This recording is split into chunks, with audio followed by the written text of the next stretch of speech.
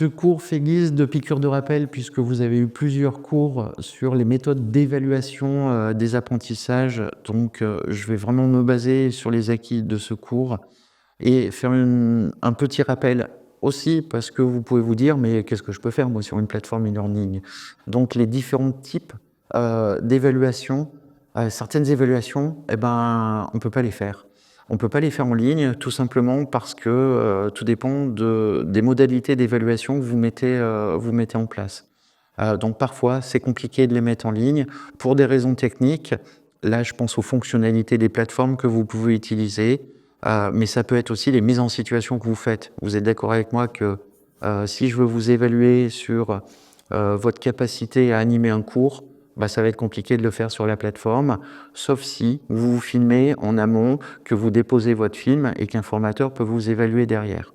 Bref, ce que je veux vous dire, c'est qu'au travers des différents types d'évaluation, il va falloir aussi avoir un cadre d'adaptation à mettre en place, tel que celle que vous avez pu imaginer lorsque vous avez conçu vos contenus de formation en ligne. Donc, vous le savez, hein, l'évaluation des apprentissages, c'est un élément fondamental, en tout cas dans un parcours de formation, mais à intégrer dans votre conception d'un parcours e-learning.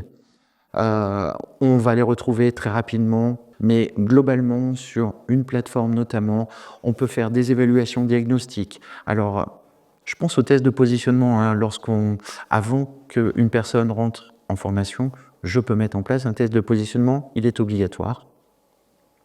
Parce que c'est ce qui va me permettre de personnaliser un parcours. Déjà, en amont de la formation. L'évaluation diagnostique, ça peut être ce que vous faites naturellement d'ailleurs en tant que formateur. C'est lorsque vous accueillez des apprenants, vous allez évaluer les acquis du cours précédent qui va vous permettre d'avoir un bon socle de compréhension pour aborder les notions du cours que vous allez faire. Donc, ce type d'évaluation diagnostique peut être fait aussi. Alors, je ne vais pas revenir sur les caractéristiques, etc. Vous les relisez, c'est une bonne piqûre de rappel.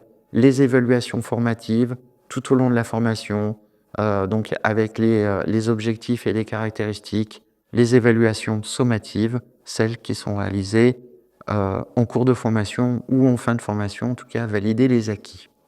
Bref, au niveau de la conception des quiz et des activités d'auto-évaluation, encore une fois, vous définissez les éléments sur lesquels ils vont être évalués, donc les items que vous allez mettre dans votre quiz. Clarifiez vos objectifs, variez les formats. Alors, quand on peut le faire, bien évidemment. Alors, on nous parle de QCM, questions à choix unique, à choix multiple. C'est ce qu'il y a de mieux. Attention aux questions ouvertes. Les questions ouvertes vont prêter à des réponses qui vont être beaucoup plus longuement interprétables. Donc attention à ce type de questions ouvertes que vous pouvez proposer. Alors bien évidemment, utilisez les outils, le glisser-déposer, les mises en correspondance, le puzzle, etc. Donc à bon escient, en fonction du public que vous avez, et afin que vous puissiez justement adapter ces QCM à la typologie de votre public. Utiliser des feedbacks constructifs, alors ça c'est important parce que avoir réalisé un QCM c'est bien, mais il faut apporter aussi des éléments de réponse qui sont complémentaires et complémentaires au cours, c'est-à-dire à la partie théorique que vous avez pu leur proposer avant. Et puis, si vous le pouvez et dans la mesure du possible, bien évidemment, inclure des éléments ludiques. Alors ça, c'est quand vous le faites. On parlait tout à l'heure de la gamification, la notion de badge, la notion de scoreboard. Alors ça, c'est intéressant. Le scoreboard, vous vous souvenez, c'est quand je parlais de Kahoot ou de Quizzes. Voilà, c'est d'avoir un podium qui a répondu le plus rapidement, de plus rapide. Donc ça peut être quelque chose qui favorise l'engagement. Attention, encore une fois, tout va dépendre de ce que va percevoir votre public. Ces quiz, en fait, ces QCM vont vous permettre d'enclencher des activités d'auto-évaluation. C'est ce qui va permettre à l'apprenant de s'auto-évaluer. À l'issue du cours, j'ai été capable de répondre à 5 questions sur 10. Je me trouve un petit peu léger. Du coup, ça va m'inciter à revoir les notions du cours pour que je puisse améliorer mon scoring. Donc ça peut être très intéressant en tout cas pour l'apprenant, pour justement l'inciter à approfondir des notions. Important aussi, le suivi des progrès et l'analyse des apprentissages. Un quiz, je peux le refaire plusieurs fois. L'idée, c'est que je progresse dans les scores que j'ai pu réaliser, mais ça va être aussi dans l'évaluation et notamment, par exemple, si je suis en situation de cas pratique, ben, d'avoir des indications qui vont me permettre de dire ben, j'ai pu aller jusqu'au bout. Qu'est-ce que j'ai pu atteindre? Est-ce que j'ai pu atteindre les objectifs qui étaient demandés? Est-ce que j'ai pu traiter toutes les missions qui m'ont été demandées? Combien de temps j'ai passé sur ces activités? Et ça, eh bien, ça va être quelque chose d'important parce que ça va leur permettre ensuite de mieux comprendre lorsqu'il va y avoir le corrigé qui va être proposé, eh ben, de mieux le comprendre et mieux structurer en fait son auto-analyse. Donc il y a un certain nombre d'outils de learning analytique. Encore une fois, pardonnez-moi le mot anglais, mais du coup l'analyse en fait des évaluations qui ont pu être passées.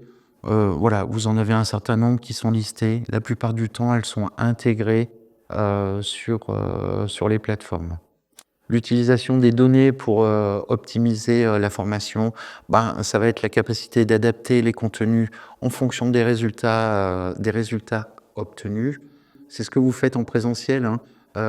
J'évalue quelqu'un au niveau du résultat global ou au niveau du résultat individuel, ben, comment je vais m'adapter pour modifier mon contenu et l'adapter par rapport au scoring, tout en gardant en tête les objectifs qui sont définis. Donc là, c'est toute cette conception pédagogique qui parfois est à améliorer, puis la mise en place d'accompagnements spécifiques. Les évaluations en termes de certification, de reconnaissance des compétences en ligne. Alors, une plateforme telle que NELAP n'est pas capée pour le faire, mais tout simplement parce que c'est en lien avec, j'allais dire, les modalités de formation alors qui sont imposées par le ministère du Travail. Donc ça, c'est des choses qu'on ne peut pas bien évidemment intégrer dans la plateforme. Mais par contre, si vous intervenez sur certaines formations certifiantes, il n'y a pas de session d'examen. Vous, les sessions d'examen, ça va être, voilà, en général, c'est un quiz plus, qui va être proposé sur une plateforme et du coup, qui va être en lien avec du certifiant. Donc là, je ne vais pas rentrer plus dans le détail, mais là, tout va dépendre du type de certification qui est proposé et qui peut être intégré aux plateformes. Donc là, vraiment au cas par cas, je ne vais pas rentrer dans le détail. Vous avez quelques plateformes de certification reconnues qui vous sont proposées.